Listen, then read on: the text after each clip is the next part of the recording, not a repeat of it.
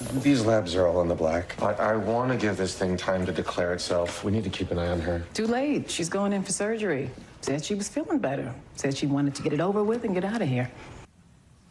That is a scene from NBC's new medical drama, Brilliant Minds. The cases in the show, they're actually inspired by real-life neurologist and best-selling author Dr. Oliver Sacks. He was known for using unconventional methods to understand and treat his patients. Dr. Sacks is portrayed by actor Zachary Quinto in the new show. Star of Brilliant Minds, Zachary Quinto, joins me here today. It is great to have you. Great to be here. Thank you so much. I love the fan response right now. People are on Instagram saying they are hooked. They cried through that first episode.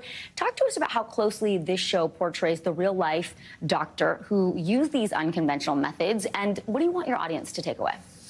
Good questions. Thank you. The character I play, Oliver Wolf, is based on, as you mentioned, real-life neurologist Oliver Sacks and prolific author. He was considered the poet laureate of medicine by the New York Times. He lived and worked primarily in the middle of the 20th century. So while many aspects of the character I play are based on his life, and many of the cases that we examine on our show are based on cases that he really worked on, this is a very contemporary story. We're telling these stories in the modern world, in the modern day, and we're really imagining what might it have been like had Oliver Sacks been born a generation later. Yeah. And so it's a really unique experience for me as an actor to play a character that's so closely related to a real-life person, but I don't have to worry about any of the vocal choices or physical choices that tie me to that person. Sure. It's kind of amazing. I get to create the character from my imagination and my collaboration with Michael Grassi, our amazing showrunner, and his staff of writers.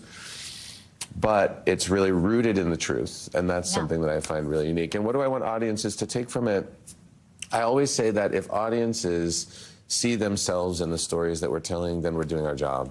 And it seems like that is a lot of the reaction that I've been getting from people, is that they're moved by the stories because they resonate for them on very personal levels. I think part of it is because that's how we wish medicine could be, that our doctors would see us as people, that they would think outside the box to care for us. Yeah. He obviously was known for treating neurological ailments such as dementia. I understand you have also experienced that in your own family. That's right. Talk to us a little bit about how you relied on some of those real-life experiences to prepare for the role and what you bring to the character. Well, the compassion that I feel like Oliver Wolf uses as a guide to move through his life and his work is something that I have firsthand experience with. I lost my mom to dementia a few years ago, and you think you know, or I thought I knew what that disease was until I was actually confronted with it in my relationship with a loved one, which generated in me whole reservoirs of patience, empathy and compassion that I didn't even know that I had. Yeah. And so I feel like that is a huge part of my relationship to this character, to this doctor, because that to me has to be the thing that drives him through every experience that he has on the show. Yeah. And, you know, I do think it's something, Oliver Sacks represented the kind of medicine that we've lost touch with, because medicine has become so diagnostic. Right. That's all we care about now. Slide yourself into a machine, figure out what's wrong with you, and then treat the symptoms, right?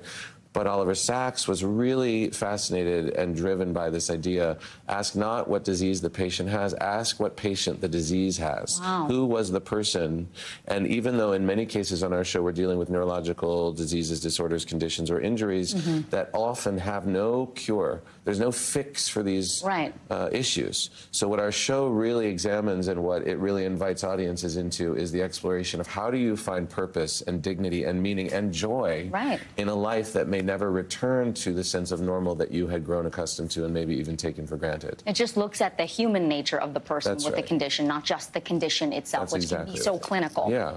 You know, you've played so many different characters. Spock, the villain in Heroes, is one I think a lot of people remember because you were so good in that role. You're playing in this show an openly gay character who's also the lead. Talk about the importance of playing an openly LGBTQ character in a mainstream show. Yeah, I mean, it's the first openly gay doctor in a primetime medical drama on network television. And part of the reason for me that that's a big deal is because it's actually not a big deal. It's not a big deal for the character. It's not a big deal to the story. It's an aspect of who he is. He's an incredibly complicated character with a lot of dimension and depth, and that is only one aspect of who he is. And I think, you know, Oliver Sacks in real life was celibate for 35 years, and I couldn't understand how someone would ever be able to make a choice like that in their life. But when I really looked at it more, I realized that he was living and working at a time when being an openly gay man was not accepted. No. And it would have hindered his ability to make contributions to the field of neurology that he was singularly and purposely designed to make. And so he made this profound sacrifice for the sake of his career and for the sake of his patients and their well-being. And I think the fact that we are now in an environment where we're able to tell these stories, I'm able to live the life that I want to live openly and in an integrated way, is such an indication of how far we've come. Thanks for watching. Stay updated about breaking news and top stories on the NBC News app or follow us on social media.